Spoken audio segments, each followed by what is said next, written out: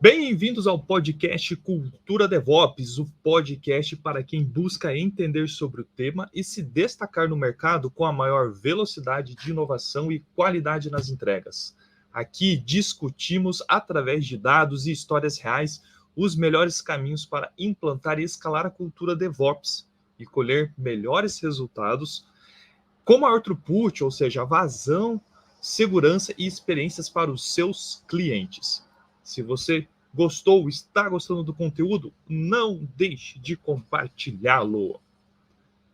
Olá, pessoal, tudo bem? Chegamos aqui a mais um episódio do Cultura DevOps, 8º episódio, e a gente está avançando em diversos temas. Se você quer conhecer mais sobre DevOps, dá uma olhada aí na listinha aí de itens que já foram publicados. Já falamos de segurança na nuvem, já falamos de cultura DevOps, discutimos o livro Accelerate. Já falamos diversas coisas legais que podem ajudar o dia a dia seu na sua empresa. E se de repente você sabe alguém que está aprendendo aí sobre DevOps, uma série de coisas, passa aqui, vamos criar uma rede aí de contatos. E também lembrando, você pode participar aqui, mas como Fusca, eu vou participar de um podcast, manda alguma informação para a gente aqui da Objet ou no meu LinkedIn, alguma coisa assim, com ideias, com sugestões, com temas. Por que não imaginar que você pode ser a próxima pessoa convidada aqui? Afinal de contas, você deve ter conteúdo, está buscando conteúdos de qualidade e obrigado por estar nos ouvindo. Beleza? Hoje temos, então, um tema muito legal. Eu gosto bastante de ouvir sobre esse tema, aprender sobre ele, porque é uma coisa que dá um tchan, assim, um negócio diferente no nosso ciclo de desenvolvimento de software. E esse tema é Trunk-Based Development. E para falar sobre esse tema, temos duas pessoas muito, muito especiais. Eu vou chamar uma de cada vez para dar um oi aqui, e aí a gente vai compor o nosso momento aqui, a nossa tela. Queria chamar primeiro aqui Patrícia. Olá, oi. Patrícia, tudo bom? Tudo bem. Bem-vinda. Obrigada pelo convite. Legal. Quem é você? Onde você está? O que você faz? Fale um pouquinho de você rapidamente para a gente chamar o nosso próximo convidado também. Tá certo. Então, eu sou a Patrícia Muniz, eu sou desenvolvedora, já tem uns 22 anos, tá? Que eu sou formada e trabalhando nisso. Atualmente eu estou há 6 anos trabalhando na ThoughtWorks. Na ThoughtWorks eu também fui trainer na TW University, que a gente chama, né, ThoughtWorks University, que é um programa de treinamento para pessoas recém-formadas. E é isso, e tenho algumas historinhas para contar, e adoro esse tema, é um tema que é super motivador para mim. Vai ser legal, né? Muito bom. E agora chamar aqui também, vamos dizer assim, um palco virtual, se é que existe isso, né? Estamos aqui chamando o Thiago. Olá, pessoal. Muito prazer, muito obrigado pelo convite, antes de tudo. Eu sou o Thiago, sou uma pessoa desenvolvedora na ThoughtWorks há aproximadamente 6 anos também. E assim, como o Paty, né, além do tempo parecido de experiência na ThoughtWorks, tempo parecido de experiência de carreira também, né, com um pouco mais de 20 anos aí. Né, cabeça sem cabelo já mostra que já com uma certa idade, metade disso trabalhando na área também, então... E, além de pessoa desenvolvedora, eu gosto de falar que eu também sou caseiro, de 6 gatos aqui em casa, né, então são...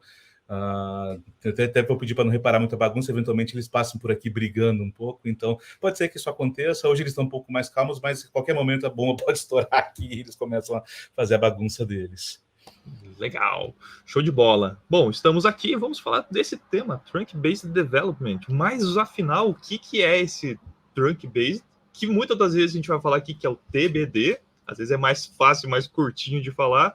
O que é essa história aí? Aonde... O que isso tem a ver com DevOps? E aí eu começo a discussão e a gente vai trocar uma série de ideias aí. O que é o tal do TBD? Tá. Começo? Fala. Tá. O Trunk-Based Development, tá, é uma forma da gente gerenciar o nosso código no nosso repositório Git, certo? No nosso controle de versão. Então, quando a gente fala que a gente está usando o Trunk-Based Development, significa que nós estamos integrando o nosso código no mesmo branch, tá? Que é o branch, que é o trunk, né? Que algumas pessoas chamam de main ou master. A gente prefere não usar master, tá?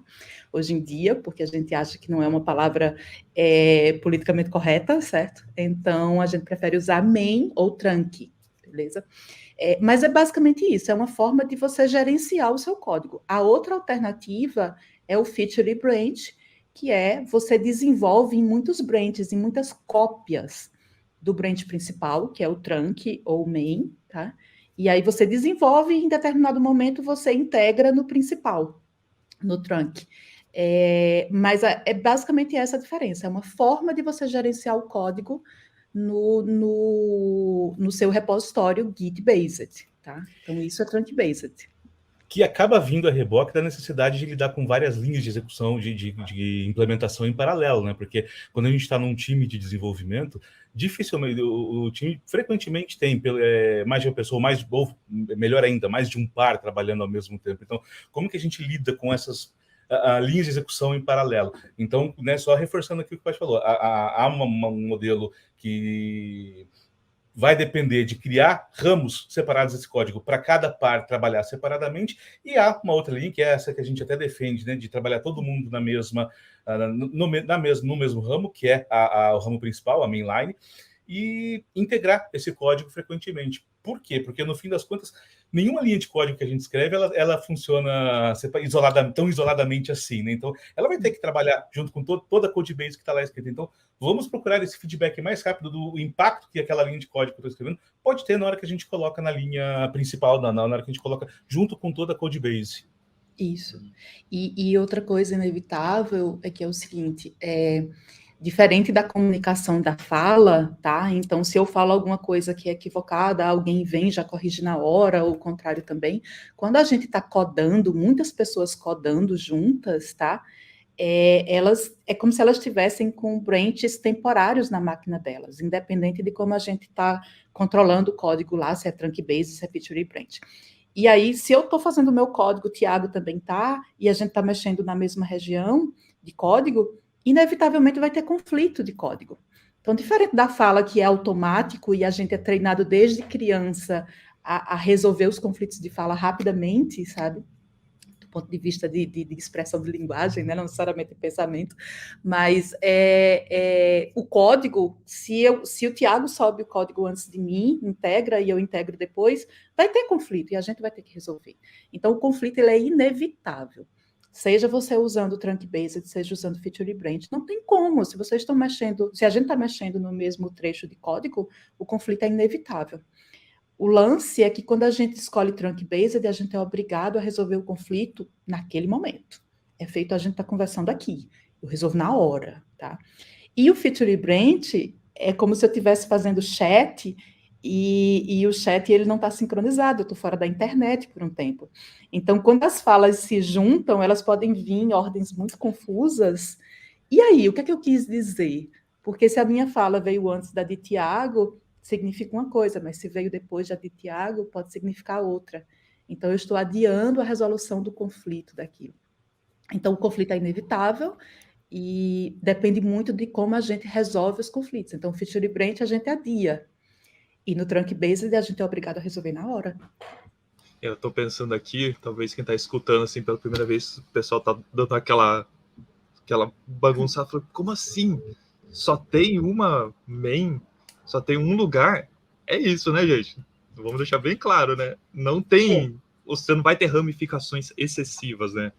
Isso. E aí, tem formas também da gente dizer, beleza, é um lugar só, onde tem todo o meu código, todo mundo está trabalhando naquele mesmo lugar, tá todo mundo junto, numa mesma sala, por exemplo. Mas existem boas práticas, é como se fosse assim, existem as nossas práticas sociais, a gente é educado, a gente se comunica de uma forma não violenta e tudo. Então, da mesma forma que a gente tem as nossas boas práticas socialmente para se comunicar de uma forma fluida, a gente também tem as nossas práticas de desenvolvimento quando a gente está trabalhando num branch só. numa mainline. Ou também se a gente está trabalhando em salas separadas, em branches separados. Então, essas são as práticas de integração contínua. Então, as boas práticas de integração contínua, elas podem e devem ser usadas independente da forma que a gente gerencia os repositórios, seja com uma mainline, um trunk-based, seja com feature e branch, né? Então, e por isso que a gente gosta de falar que, assim, ótimo você ter uma forma de gerenciar os seus repositórios, o seu código, mas mais importante do que isso são as práticas de integração contínua. É como você evita conflitos difíceis, como você antecipa problemas, e isso independe da estratégia de gerenciamento dos branches, trunk-based ou feature branch, e outras variações entre esses dois. As práticas de integração contínua, elas sim é que fazem a vida da gente mais fácil ou mais difícil. E que até trazendo, né, Paty, para o modelo que a gente gosta de trabalhar desenvolvendo software, é aplicação na prática, vamos dizer assim. Travou um pouquinho aqui para mim, mas vamos lá, vou seguir. É a aplicação na prática de um dos nossos valores centrais, que é o de ter feedback rápido.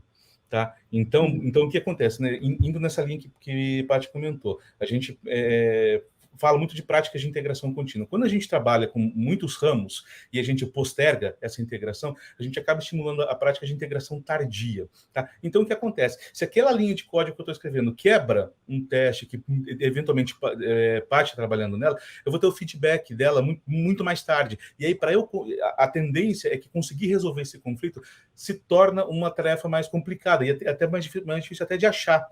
Sim. Então, é por isso que a gente estimula muito essa prática de integração contínua. Não é, né, de novo, não é só prática por prática, mas não, é baseado num valor central que é como que eu vou ter o feedback mais rápido que eu consigo dentro das condições de ambiente que a gente tem. Então, por isso que a gente estimula também, né, trabalhar dessa maneira de integrar continuamente o código.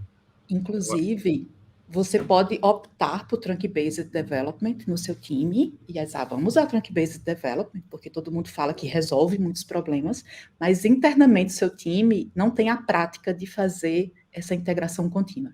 Então, você desenvolve, mas mantém na sua máquina, você cria uns branches escondidos, sabe? Ninguém sabe, tudo. Nunca vi então, isso acontecer, hein? E aí você retém o código. Na prática, é como se você estivesse fazendo feature e branch sem integração contínua. Então, assim, manter o código local, demorar para comitar o seu código, ou comitar um código que na prática não se integra direito e quebra a sua branch lá, não resolve. Então, assim, usar o trunk-based não resolve, às vezes até cria mais problemas, porque o time vai dizer, véi, é difícil trabalhar com essa pessoa, porque tudo que ela sobre quebra o código da gente. Então, não é usar trunk-based que resolve tudo. E, às vezes, a gente também precisa trabalhar com feature e branch por qualquer outro motivo. Às vezes, é uma coisa que vai além de uma questão técnica, às vezes é uma questão até política, acontece também. Ou, às vezes, existe realmente um motivo para usar feature e branch, tudo bem, ele não existe à toa, se ele fosse só problemas, ninguém usaria. Então, ele tem suas vantagens também, mas o que faz a diferença mesmo no dia a dia da gente é se a gente usa as práticas de integração contínua. Então, usar trunk-based não resolve tudo, usar feature branch também não significa que vai dar tudo errado se você tiver boas práticas de integração contínua mesmo com feature branch. Então, no fim das contas, gente, é como eu só escolho se eu estou trabalhando na mesma sala ou se eu estou trabalhando em salas diferentes, mas o que realmente importa é como eu me comunico com as pessoas, sabe? É muito interessante. Rápida, sabe? Eu mando as mensagens rapidinho, eu garanto que Tiago e eu estamos sempre na mesma velocidade. Eu acho que o Tiago caiu. Acho que ele caiu, mas vamos continuando aqui. Daqui a pouco tá de volta. Sim, então é isso, assim, mais do que a estrutura que você escolhe, é a sua prática de usar essa estrutura que faz a diferença, sabe? Então é isso que a gente advoga. E, claro, com o Trunk-Based é mais fácil, tá? Então, com o Trunk-Based é mais fácil aplicar as regras de integração contínua. Mas não quer dizer que com Feature Branch não seja possível. É possível, só leva um pouquinho mais de esforço, a gente sua um pouquinho mais com Feature Branch, mas a gente consegue se a gente tem boas práticas de integração contínua. Estava pensando aqui, você mencionou, Patrícia, em um momento ali a questão de branches temporárias. Eu vejo que o temporário, muitas das vezes, ele não é temporário, ele costuma perdurar muito tempo, assim. Isso. Acho que por a gente não ter, sei lá, eu vou colocar aqui regras bem fundamentadas e que as pessoas entendam por que é importante você ter uma branch de curta duração, a gente acaba colocando, não, é o meu mundo, né? A gente gosta de, cara, é o meu ambiente seguro aqui, eu solitário, codando aqui, estou desenvolvendo, ninguém está olhando o que eu estou fazendo. E se vier, um comportamento que eu costumo ver, quando existe uma situação de puxa, eu vou baixar, pô, eu não trouxe o código quente, assim, vamos dizer assim, lá da main, da master ali, eu não tenho essa prática de fazer isso com frequência. Aí quando vai dar o merge, aquele merge hell lá, aquela bagunça toda, e muitas vezes eu vejo as pessoas culpando o outro, não, você colocou o código errado. Não, peraí, será que era lá? Será que não faltou alguma coisa desse lado aqui, o comportamento? Sim. Que, sim, eu vejo que é buscar cada vez mais a comunicação de, poxa, eu sempre tenho que estar mexendo com o mais atual. E eu vejo que só quem já passou por várias dores começa a falar assim, eu tenho que mudar esse comportamento. Porque é muito chato arrumar conflito de merge. É muito Exatamente. assumir um risco, apostar na bolsa, assim, nos negócios assim que você fala assim, vai dar errado, mas eu vou encarar. Sempre dá errado, cara. E a sua fala me lembrou uma coisa agora, por exemplo, no Manifesto Ágil, a gente diz que pessoas vêm antes de processos, tá? E aí algumas pessoas, pô, mas o que é que significa isso? É uma frase motivacional? O que é que significa isso? Não, gente, significa realmente que a comunicação entre as pessoas é mais importante do que aqueles processos rígidos, bem definidos. Você faz isso, depois você faz aquilo, siga o processo, entendeu? Então, comunicação entre pessoas é mais importante. E eu sinto, falando um pouco assim de interpretar um pouco das pessoas, eu sinto que quando as pessoas têm muita resistência ao Trunk-Based ou às práticas de integração contínua, mais as práticas de integração contínua, é porque, no fundo, elas ainda estão muito resistentes a pensar de um ponto de vista comunitário, de um ponto de vista de equipe. Eles estão pensando muito neles, não, mas esse é o meu jeito, é assim que eu trabalho, é assim que sempre funcionou, é assim que eu produzo, e eles precisam parar para pensar do ponto de vista do time. Como é que o time gerencia aquilo tudo? Como é que você faz com que o time todo seja de alta performance e não uma pessoa? Porque a gente não precisa de heróis, a gente precisa de um time que seja bem orquestrado, que esteja num nível de comunicação legal. Então, as práticas de integração contínua vai muito para esse momento das pessoas pararem de olhar só para si também e olharem para os times, tá? E o Tiago voltou. Ótimo. Vamos ver se até... Aí... Desculpa aí, a gente, né, comentei um pouquinho antes da gente começar aqui, tá o tempo aqui na região onde eu moro está totalmente instável e com isso a minha conexão fica instável também. Então. Tudo bem. Tranquilo, que bom que você voltou. Legal, a gente está falando aqui sobre questões aqui... Segue aí, Patrícia. Não, desculpa, a gente estava falando, Tiago, sobre a coisa de features de curta duração, branches de curta duração, né? E aí eu peguei só um gancho para falar que, às vezes, as pessoas têm uma resistência à integração contínua, porque elas ainda estão muito voltadas só ao jeito delas de trabalhar, mas elas têm que pensar em como o time trabalha junto. E que pessoas, quando o Manifesto Ágil fala que pessoas são mais importantes que processos, que a comunicação entre pessoas é mais importante do que processos rígidos, tá? Então, se foi definido no time que eu vou usar Git Flow, beleza, eu vou usar Git Flow. Usando o Git Flow, eu posso ter branches curtos ou branches longos. Depende muito de como eu vou gerenciar o meu branch localmente. Então, se eu desenvolvo ele de uma forma que demora muito para ele ficar pronto para mergear, inevitavelmente ele vai demorar muito, certo? Então, não, mas como é que eu faço com que esse branch seja mais curto?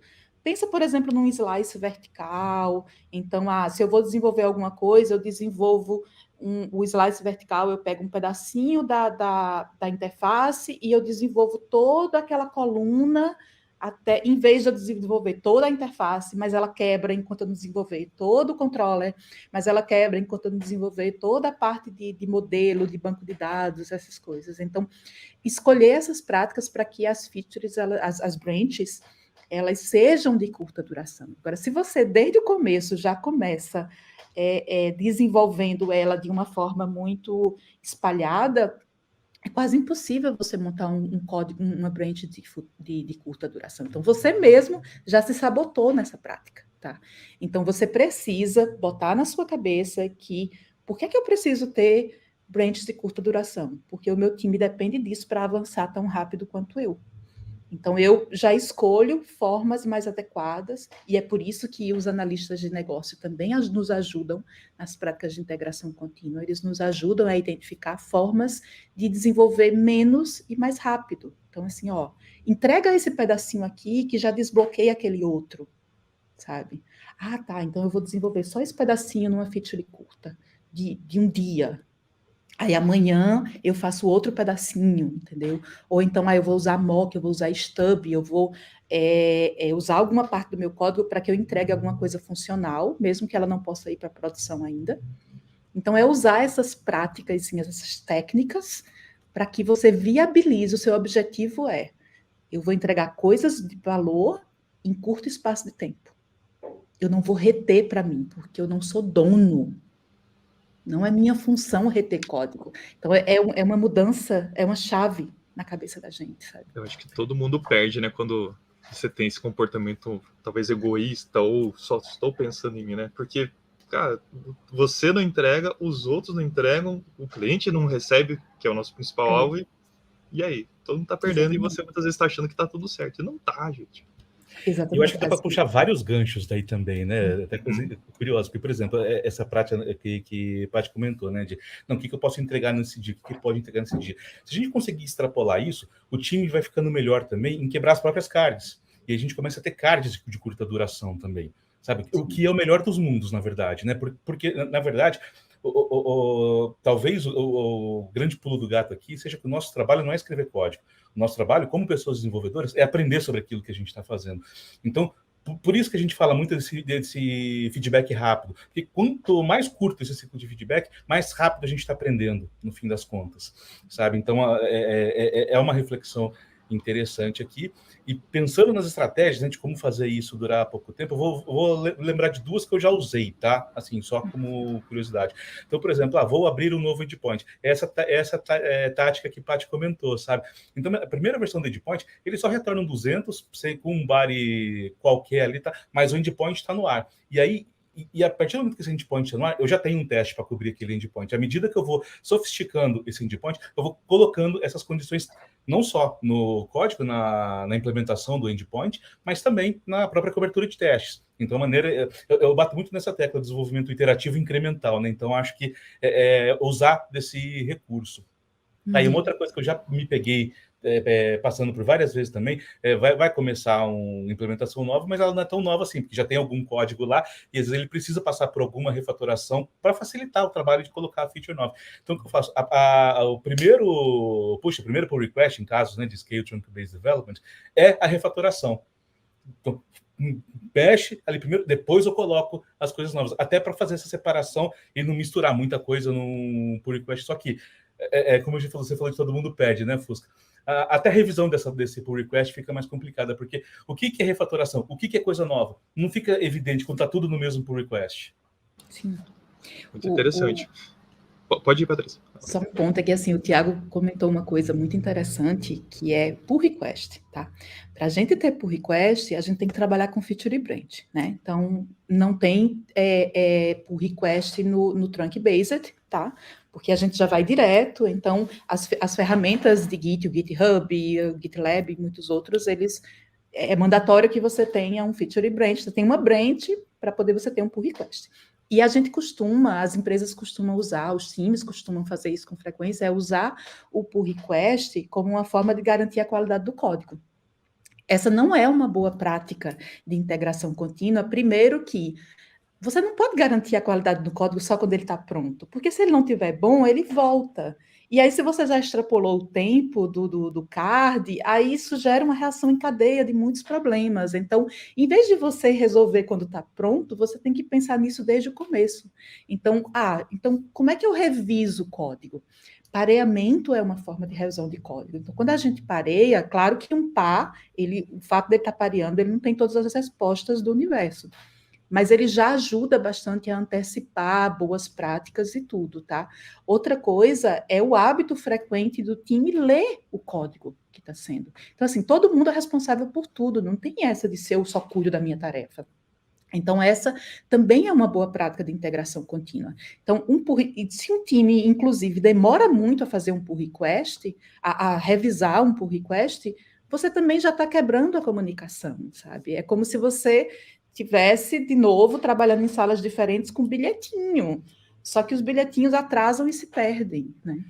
E, de novo, fazendo vínculo com o que o Fusca comentou, de todo mundo perde. Então, olha só, vamos dizer que eu esteja trabalhando com uma pessoa, né, um par, e parte esteja trabalhando com outra pessoa. Eu vou lá, eu já demorei muito tempo, eu já abri um pull request muito longo, ou seja, já dificultou a revisão. Aí, a parte vai fazer a revisão, junto com o par dela. Não só pararam de trabalhar no item de backlog em que eles estavam trabalhando, como ainda vão passar um tempo para fazer uma revisão de uma tarefa que poderia muito bem ser automatizada, por exemplo, padrões de codificação. A gente tem hoje uma infinidade de ferramentas, linters, tudo mais, que a gente consegue colocar na própria pipeline, sabe? Então, assim, esse trabalho que o Paty falou da gente, do time, ler o código e passar esses padrões para ferramentas que possam ver isso automaticamente, faz parte do arcabouço que a gente entende que o time precisa ter deveria ter na pipeline, e trabalhar usando só a linha principal, só a mainline, e não depender de branches para conseguir fazer esse trabalho de revisão, de garantia de qualidade. Exatamente. E se a gente pensar também, pull request, revisões tardias, elas são atitudes paliativas, elas não são preventivas, né? Então, em vez de você pensar na qualidade e nas boas práticas desde o começo para você mitigar problemas, você deixa os problemas acontecerem e resolve. Tá? Então, é desnecessário quando você pode antecipar. Tá? Então, há uma boa visão técnica, bom compartilhamento das arquiteturas definidas, boa comunicação entre os times. Time, eu vou implementar isso dessa forma. Ah, não faz desse jeito, porque vai dar problema nessa outra área. Ah, eu não tinha visibilidade disso, bom saber. Então, é comunicação direta, sabe? Não precisa burocratizar isso. Descomplica. E aí você antecipa. E as pessoas, mas a gente precisa do pull request para garantir a qualidade. Mas por que você está garantindo a qualidade no fim? Começa a garantir a qualidade desde o começo. E aí o pull request, ele vai perdendo a importância. Então, se você usa o pull request para garantir a qualidade, tem sujeira debaixo do tapete, que você pode limpar e melhorar bastante a vida. Eu falo que gera uma falsa sensação que você tem um controle, né? E não tem. Quando você metrifica, você vê que às vezes fica um tempo esperando, e daqui a pouco gera um comportamento que eu acho extremamente nocivo de daqui a pouco é só uma ou duas pessoas que podem revisar. Isso. Não, gente, você dá autoridade para todo mundo decidir como programa, por que não revisar também? Então vai gerando uma série de malefícios que daqui a pouco, para você desfazer esse nó e esse comportamento que o time começa a adotar, puxa, leva muito tempo a desfazer. E no fim das contas é tudo sobre pessoas, né, Fusca? Eu lembro muito de um princípio, de um dos princípios do Manifesto Ágil, que é construir o time em volta de pessoas motivadas e confiar que elas vão fazer o serviço. E eu acho que esse ponto que você trouxe, né, de repente acabam uma, duas pessoas sendo as revisoras oficiais, acaba sendo um antipadrão que bate frontalmente contra esse princípio, porque é isso mesmo, e acaba criando um pouco aquela cultura de heróis, heroínas no time, né? E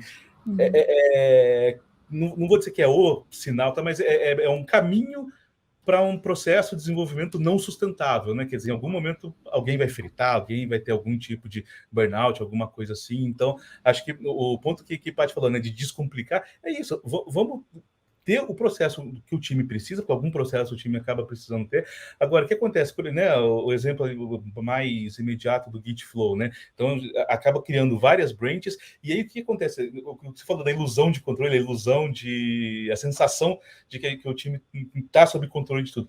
Aí você tem a mainline, branch de produção, branch de staging, branch de QA, branch de desenvolvimento, aí cria branches, feature branches em cima da branch de desenvolvimento, e aí você precisa fazer uma hotfix. E aí precisa ficar fazendo cherry picking de um lado para o outro, né? Quer dizer, aquele commit de fix precisa passar por... Olha a carga cognitiva que vai para cima de uma pessoa ou duas pessoas, eventualmente, que vão ser as heroínas que vão resolver esse hotfix, sabe? Então, eventualmente, o time não tem confiança no processo de desenvolvimento e entende que tem que usar esse Git Flow por mais um tempo, mas aí acho que a pergunta assim, não é a gente faz isso porque a gente quer garantir qualidade. Acho que a pergunta aqui é o que é que o time entende que precisa acontecer no processo de desenvolvimento para não precisar usar, não precisar depender de branches para seguir com o processo de desenvolvimento. Isso. Eu acho que um bom exercício é fazer o Path to Production, que é o caminho para a produção.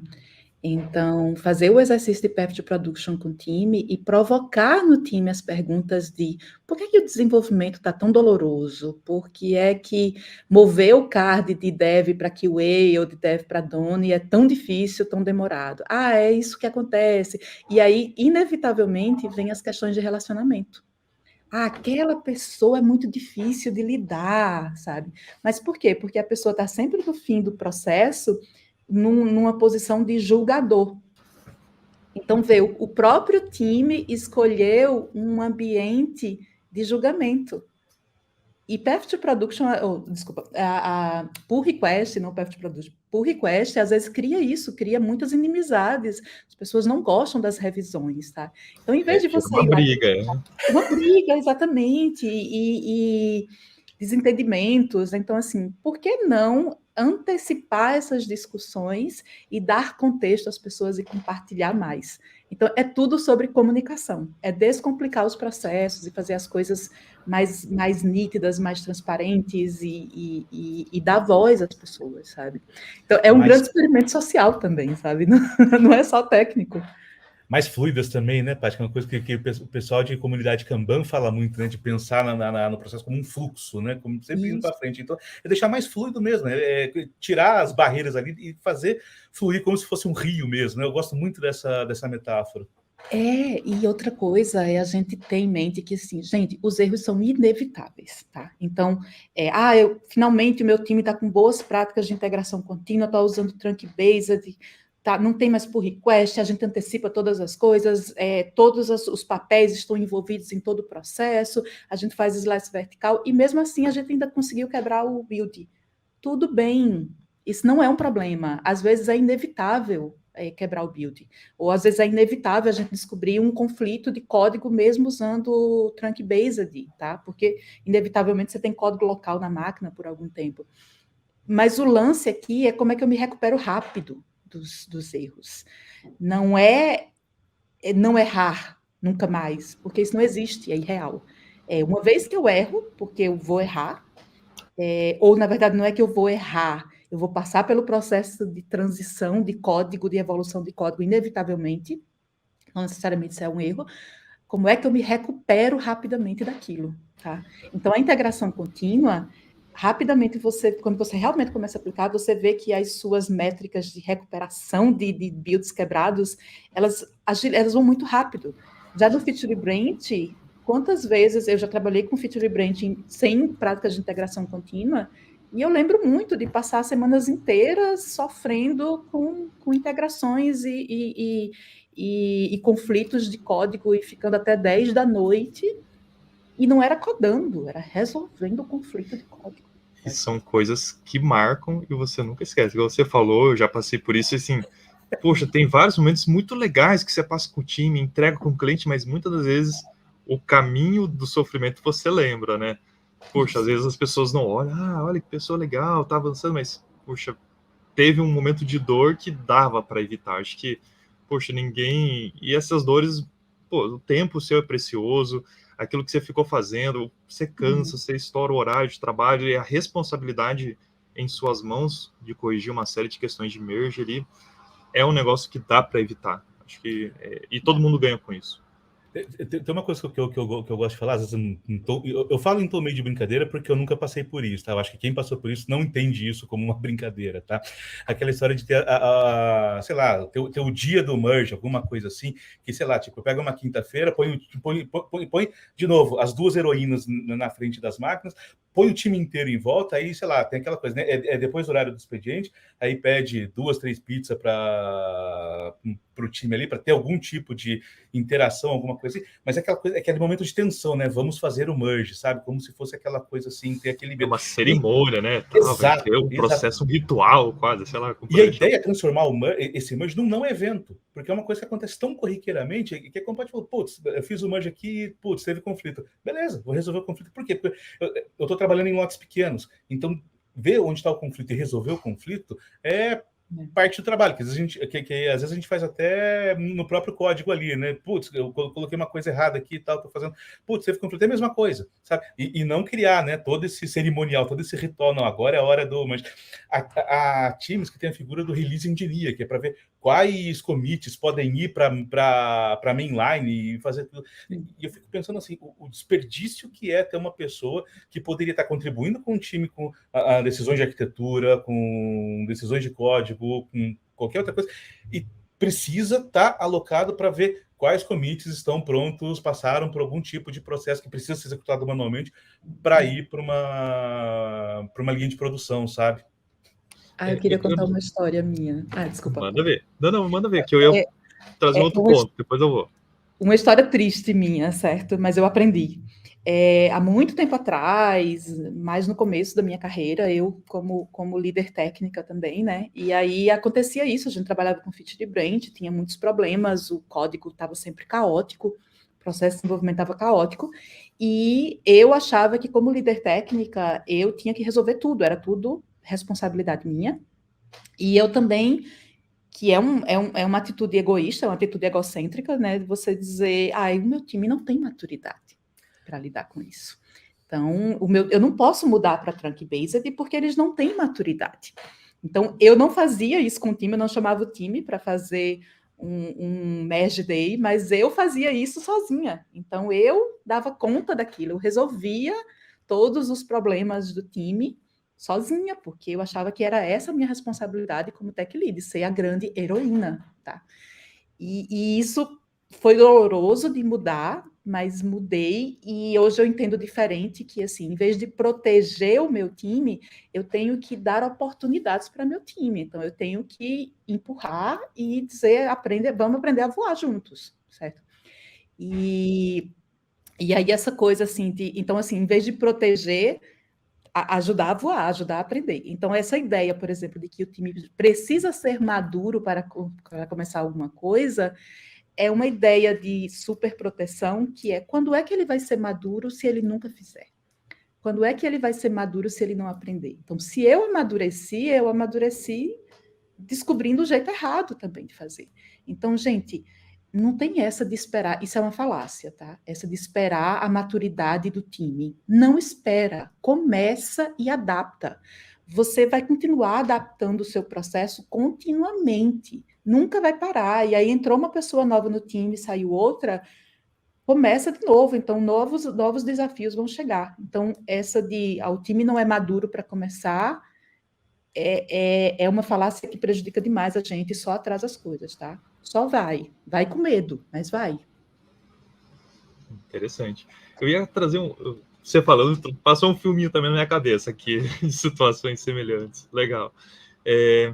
Uma das coisas que eu não sei se vocês concordam, acho que impede, às vezes, a pessoa que está desenvolvendo ali de às vezes, até ter coragem de soltar mais código durante o dia, às vezes é um mau entendimento da diferença de deploy e release, né? Parece que, nossa, tudo vai virar release. Não é isso, gente. Ou eu tô errado. Tipo assim, cara, você pode fazer vários deploys durante o dia, e eu acho que a integração contínua tá aí para isso. Porque ela, acho que das regrinhas lá, dos primeiros itens, fala que, cara, você vai integrar pelo menos uma vez, ou não fala nenhuma vez, fala, vai integrar o código muitas vezes ao dia. É isso, né? Não está falando de release, a gente está falando de deploy, ou seja, tá toda hora. Caso precise promover aquele deploy para um release, está pronto. Tô falando besteira ou não? De forma alguma, inclusive, uma das práticas que a gente recomenda, junto com a prática, né, de usar a integração contínua e Trunk-Based Development, é usar feature toggles ou feature flags, porque é justamente para isso, a gente conseguir, né, vamos pensar aqui num ambiente relativamente típico de implantação, que você tem lá um ambiente de integração, de staging e de produção. Poxa, eu comecei uma feature nova agora, de jeito algum ela está pronta para ir para produção, mas eu consigo fazer a integração contínua disso, e aí como a gente estava falando, né, a primeira coisa que eu normalmente faço num ambiente desse, eu já coloco a feature toggle lá e falo assim, beleza, tá ligado só em ambiente de integração, tá desligado em staging, tá desligado em produção, ou seja, eu posso fazer o deploy desse código quantas vezes eu quiser, e a funcionalidade em si, ela não está disponível nem em ambiente de staging, nem em ambiente de produção, tá?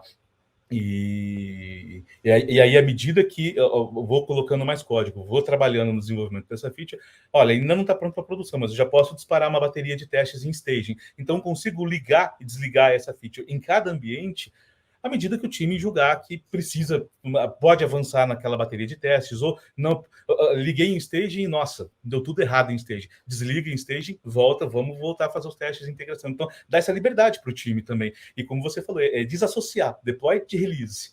Os dois não tem que estar ligados. Sim, sim. E feature toggles, gente, inclusive quando a gente vai ler sobre feature toggles, eu acho que em blogs em textos do Martin Fowler, por exemplo, ele fala disso, né, de os feature toggles, eles podem ser release toggles ou pode ser development toggles, né, então, com a mesma implementação, com o mesmo framework de feature toggles, você pode usar para uma coisa ou para outra, né, para habilitar ou desabilitar, então, eu quero liberar uma feature nova, mas só no Natal. É uma feature específica só para o Natal. Já está pronta, eu posso fazer o deploy, mas eu deixo ela desabilitada em produção. Então, depois eu vou lá no meu toggle, isso agora eu quero fazer a release disso, que já está em deploy, já foi deployado, né? Já está implantado lá em produção, eu só preciso habilitar. Então, é essa a diferença.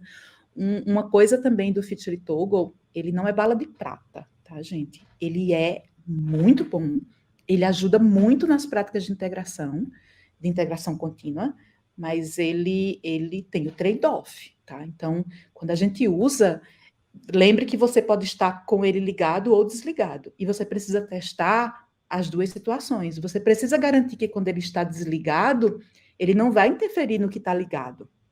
E o contrário também, quando ele está ligado, ele não vai mudar o comportamento de outras features, a integração. Então, não pense que usar o feature toggle vai ser necessariamente mais fácil do que não usar, tá? Às vezes, tem um trade-off, mas você tem que ver o que é que você está querendo alcançar, tá? Se você está querendo alcançar a integração contínua, flexibilidade é a palavra.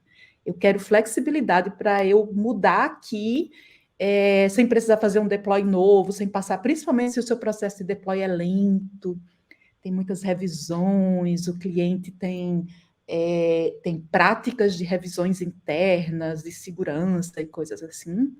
Então, o Feature Toggle ajuda um bocado a você desabilitar uma coisa que está quebrando, ou que não faz mais sentido para o cliente, tá? Então, os clientes, eles brilham os olhos quando eles sabem que você sabe trabalhar com feature toggles e fazer integração contínua, porque isso para eles é time to marketing, é flexibilidade, é isso. A gente começa a falar a linguagem do negócio, né? Não uma linguagem técnica. Eu tenho trabalhado bastante isso. Gente, a gente faz algo para o cliente ali e a gente tem que ajudar o cliente, não atrapalhar a vida dele, né? Então, o que a gente faz aqui dentro, ele não precisa saber muito, não. Às vezes os termos e tal, mas ele vai perceber se a gente está fazendo certo ou não, né? Mas olha, a gente não ajuda só o cliente, não. Desculpa, Tiago. Não, pode falar, Paty. A gente não ajuda só o cliente, não. A gente se ajuda também, tá? Ah, então, com certeza. Eu tenho, para mim, assim, eu falo muito isso nos meus times, que, gente, integração contínua é qualidade de vida também.